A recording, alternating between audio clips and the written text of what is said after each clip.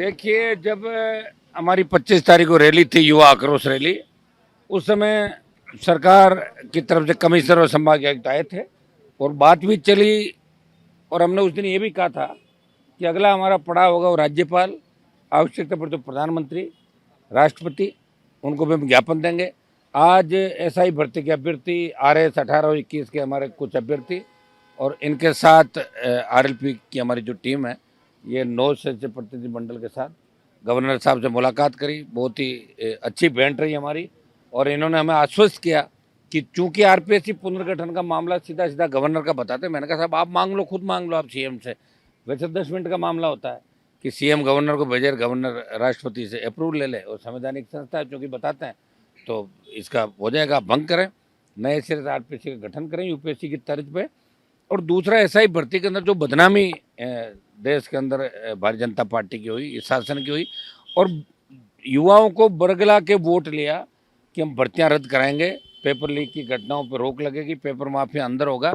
और 1.5 साल बाद सरकार इस बात की सुध नहीं ले रही है और 1.5 महीने से बड़ा आंदोलन चल रहा है गर्मी के अंदर, नौजवान सड़कों पे है। ये राज्यपाल महोदय को हमने अवगत कराया और अच्छी तरह हमारी सौहार्दपूर्ण वातावरण बात भी। उन्होंने हमें आश्वस्त किया कि दिल्ली तक भी इस बात को पहुंचाएंगे और मुख्यमंत्री इस मामले में बात करें। धरने का क्या रहेगा? कंटिन्यू धरना तो चल ही रहा है ना, धरना चल रहा है। आज हमारा एक कार्यक्रम आ गया था, आज हम बैठ के रणनीति तय करेंगे धरने को किस हिसाब से हम चलाएं, आंदोलन को और क्या रूप हम दें जिससे सरकार पर और दबाव बने। लेकिन वैसे सरकार बहुत दबाव के अंदर है, ये आपने देख लिया होगा। जून की छुट्टियां आ गई, हाईकोर्ट से बहुत बड़ी उम्मीद थी नौजवानों को, लेकिन थोड़ी सी मायूसी हाथ लगी। फिर भी नौजवान तैयार है अगले पड़ाव के लिए। ये लड़ाई आखिरी तक जारी रहेगी।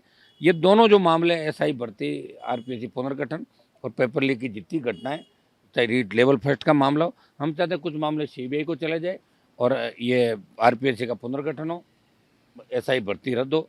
क्योंकि पूरा जो सिस्टम है 859 का, उसमें 500 से ज़्यादा फर्जी बता रहे हैं। गिरफ्तारी अभी 50-52 की हुई है, 103 लोग जो पकड़े हैं और दूसरे उनके साथ वाले।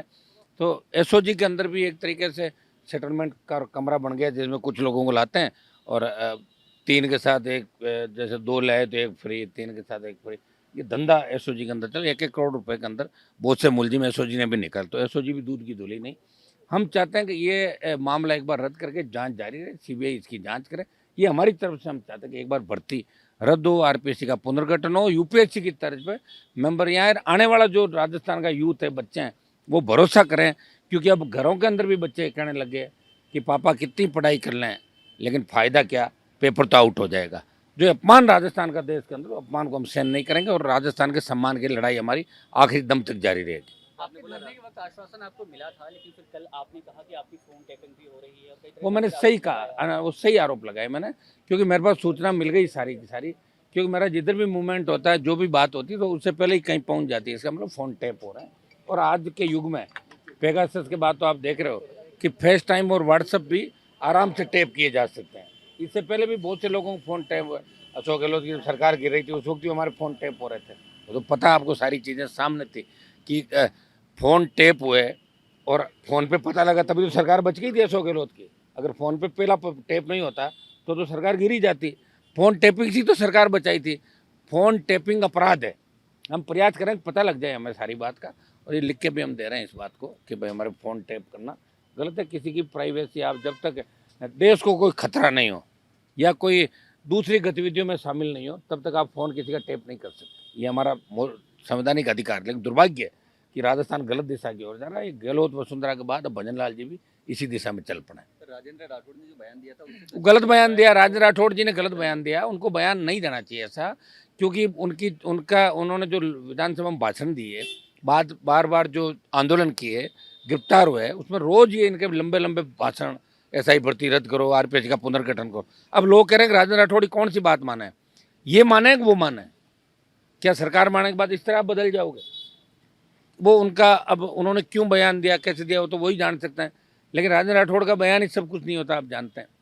जन आंदोलन के आगे सरकारें झुकी है। बयान तो BJP के नेताओं ने बहुत दिए थे कि तीनों कृषि बिल अच्छे हैं। प्रधानमंत्री जी ने खुद ही कहा था, सारे मंत्री MP से पोस्ट कराई और फिर बिल वापस ले लिए। तो लोकतंत्र में जिधर जनता होती है उधर ही सरकारें होती है, सरकारें बदल जाती है। और इसमें सरकार को बदलना ही पड़ेगा। भर्ती भी रद्द कराएंगे, आरपीएच का पुनर्गठन कराएंगे। दोबारा से ऐसी हिमाकत कोई राजस्थान में नहीं करे। हमारा जो राजस्थान जिस तरह पुराना राजस्थान था 25 साल 30 साल बिल्कुल सम्मान राजस्थान का था, वो सम्मान हम लौटाएंगे राजस्थान का। सर जयपुर में फिर महापड़ा हो कोई जरूरत नहीं है, हम अपना आप कर लेंगे। आपको जो भी होगा बता देंगे और अब की बार होने से पहले ही ठीक कर देंगे सरकार को।